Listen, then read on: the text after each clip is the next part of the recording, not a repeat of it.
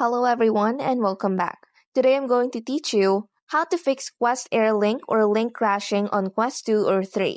First things first, you have to make sure your Quest headset, the MetaQuest PC app, your Windows operating system, and especially your graphics card drivers are all up to date. Second, instead of jumping into a full reinstallation, try using the repair function when you run the setup file for MetaQuest app. If you have opted into the public test channel, you may be using a beta version of the software with known bugs that can cause crashes. Opting out of the public test channel can solve this problem. Fourth, try checking your firewall and antivirus software because it could be blocking the connection between your PC and headset. Temporarily disable them to see if this resolves the issue. Fifth, go to your Quest Link application and find Graphics Preferences.